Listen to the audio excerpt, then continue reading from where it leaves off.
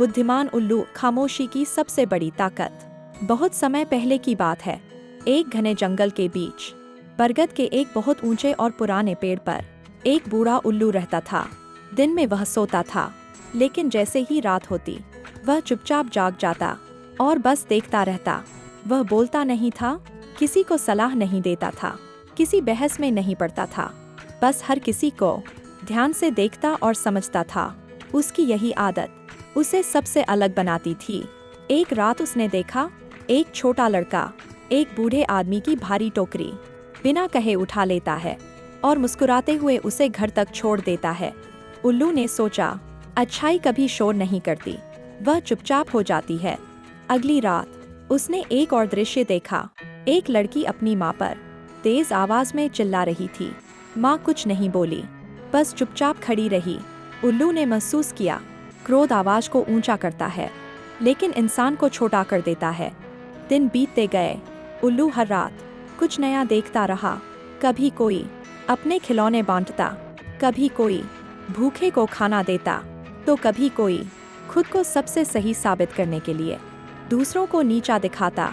धीरे धीरे उल्लू ने एक बात समझ ली, जो ज्यादा बोलते हैं वे कम सुनते हैं, और जो ज्यादा सुनते हैं वे ज्यादा समझते हैं। अब उल्लू बिल्कुल चुप रहने लगा। लोग जंगल में आते, अपनी अपनी कहानियां सुनाते। कोई कहता, मैंने जिंदगी में कभी गलती नहीं की। कोई कहता, दुनिया बहुत खराब है। उल्लू बस देखता और मन ही मन मुस्कुरा देता, क्योंकि वह जान गया था, सच्ची बुद्धिमत्ता हर बात पर राय देने में नहीं, बल्कि सही समय पर चुप रहने में होती है। और तभी वह साधारण उल्लू नहीं रहा, वह बन गया बुद्धिमान उल्लू। अंतिम संदेश याद रखिए, खामोशी कमजोरी नहीं होती, कभी कभी वही सबसे बड़ी ताकत बन जाती है। जो इंसान हर बात पर बोलता है वह कम सीख पाता है, और जो चुप रहकर देखना समझना सीख जाता है वही सच में आगे बढ़ता है।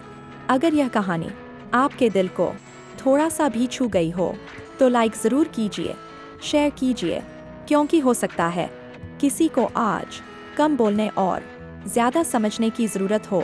और ऐसी ही जिंदगी की गहराई से निकली कहानियों के लिए अज्ञात दुनिया चैनल को सब्सक्राइब करें, क्योंकि हर जवाब शब्दों में नहीं होता, कुछ जवाब खामोशी में भी होते हैं।